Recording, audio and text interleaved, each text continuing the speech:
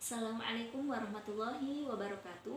Nama saya Riah Pratiwi dengan NIM 43040200016. Di sini saya akan melanjutkan materi tentang proses belajar, yakni penjelasan Quran surat Al-Isra ayat 36 dan Quran surat Al-Mu'minun ayat 78. Penjelasan mengenai Quran surat Al-Isra ayat 36.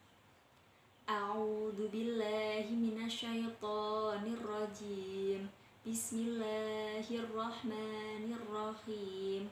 Wala taqfu ma laysa laka bihi ilmun innas sam'a wal basara wal fuada kullu ulaika kana anhu mas'ula.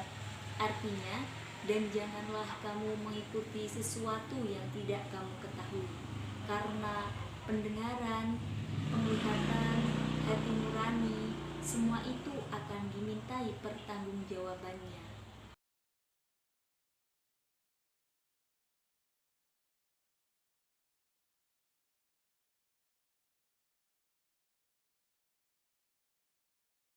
Pendapat mufasir terkait Quran surat Al-Isra ayat 36, pendapat M. Quraish Shihab dalam kitab Tafsir Al-Misbah. Ayat ini menjelaskan bahwa Allah Subhanahu wa taala menyeru kepada umatnya untuk melakukan apa yang diperintah dan menjauhi segala apa yang dilarang. Dan janganlah kamu mengikuti apa yang kamu tidak mempunyai pengetahuan tentangnya. Jangan berucap bila tidak diketahui, jangan mengaku tahu apa yang tidak diketahui, dan jangan mendengar apa yang tidak didengar. Sesungguhnya pendengaran, penglihatan, dan hati merupakan alat untuk mencapai pengetahuan. Semua itu, alat-alat itu akan dimintai pertanggungjawabannya, akan dituntut untuk mempertanggungjawabkan bagaimana pemiliknya menggunakan, apakah menggunakan dengan baik atau menyalahgunakannya. Ayat ini juga mencegah keburukan-keburukan yang terjadi, misalnya berburuk sangka, tuduhan, kesaksian palsu, ataupun kebohongan. Ayat ini juga memberikan tuntutan dalam menggunakan pendengaran, penglihatan, dan hati untuk meraih pengetahuan. Ayat ini menyeru agar selalu berhati-hati, teliti, tekun, dan bijaksana, dan selalu bertanggung jawab dalam memutuskan dan melakukan segala sesuatu.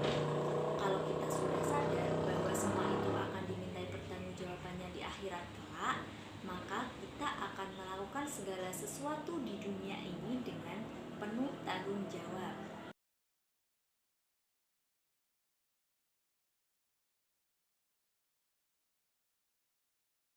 Isi kandungan Quran surat Al-Isra ayat 36, pintu-pintu media untuk mencapai suatu ilmu pengetahuan, yaitu melalui pendengaran, penglihatan, dan pemikiran.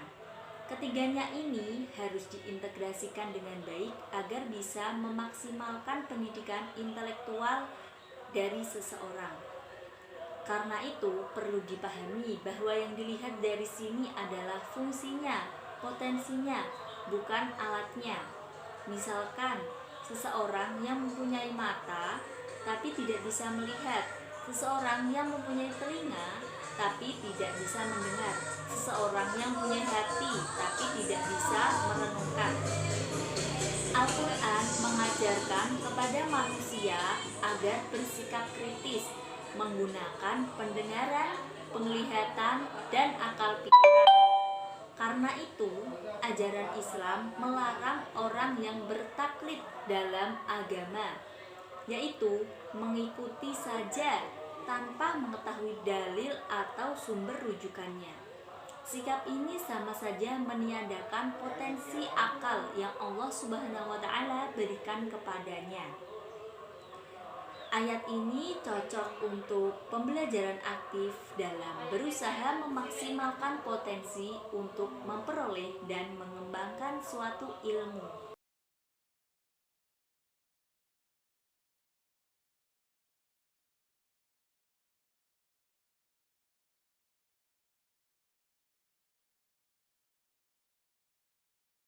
Berikut penjelasan tentang Quran Surat Al-Mu'minun ayat 78 yang berbunyi A'udzubillahi minasyaitonirrajim. Berikut penjelasan tentang Quran Surat Al-Mu'minun ayat 78 yang berbunyi A'udzubillahi minasyaitonirrajim. Bismillahirrahmanirrahim. Wa huwallazi ansha'alakumus sam'a wal absara wal af'idah qalilan ma tashkurun. Artinya, dan dialah yang telah menciptakan bagimu pendengaran, penglihatan, dan hati nurani, tetapi sedikit sekali kamu bersyukur. Pendapat mufasir terkait Quran Surat Al-Mu'minun ayat 78, pendapat dari Ismail bin Umar Al-Quraisy bin Katsir Al-Basri dalam kitab Tafsir Ibnu Katsir. Ayat ini menjelaskan bahwa karunia yang diberikan Allah Subhanahu wa Ta'ala kepada manusia berupa pendengaran, penglihatan, dan hati nurani. Sekiranya manusia dapat memperhatikan karunia Allah Subhanahu wa Ta'ala, niscaya dia akan memahami betapa besarnya nikmat yang telah diberikan Allah Subhanahu wa Ta'ala kepada kita.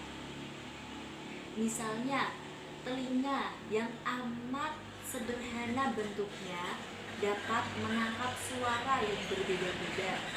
Mata dapat melihat keindahan-keindahan, dapat menangkap cahaya-cahaya atau bentuk sesuatu, menyelidiki mana yang bermanfaat dan berbahaya.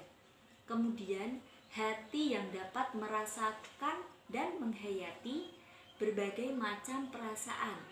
Jika manusia benar-benar mempergunakan 3 nikmat tersebut dengan sebaik-baiknya, tentulah akan mendapatkan manfaat yang banyak sekali.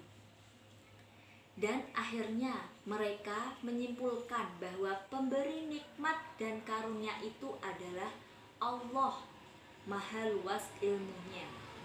Amat sedikitlah kalian bersyukur.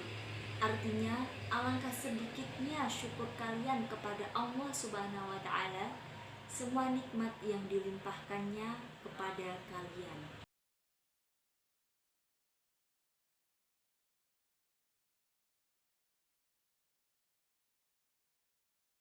Isi kandungan Quran Surat Al-Mu'minun ayat 78, dengan karunia Allah Subhanahu wa Ta'ala yang telah memberikan kepada manusia berupa pendengaran, penglihatan, dan hati nurani atau akal pikiran, seharusnya kita sebagai manusia dapat lebih bersyukur kepada Allah Subhanahu wa Ta'ala dan dapat menggunakan nikmat tersebut dengan sebaik-baiknya. Apabila kita dapat menggunakan nikmat yang sebaik-baiknya, tentu kita dapat bersyukur, lebih-lebih bersyukur. Misalnya, kita diberikan pendengaran yang baik oleh Allah Subhanahu wa Ta'ala, berarti kita mempunyai kewajiban dan tanggung jawab, yaitu mendengarkan hal-hal yang baik-baik, tidak dilarang oleh Allah. Misalnya, mendengarkan penjelasan dari dosen yang sedang menjelaskan materi, mendengarkan sholawatan, bisa membedakan mana yang pantas didengar dan mana yang tidak pantas untuk didengar. Kita diberikan mata, yaitu penglihatan yang baik oleh Allah Subhanahu wa Ta'ala, maka tugas kita yaitu melihat hal-hal yang tidak dilarang oleh Allah. Misalnya, menggunakan mata untuk membaca Al-Quran, membaca sejarah Islam, atau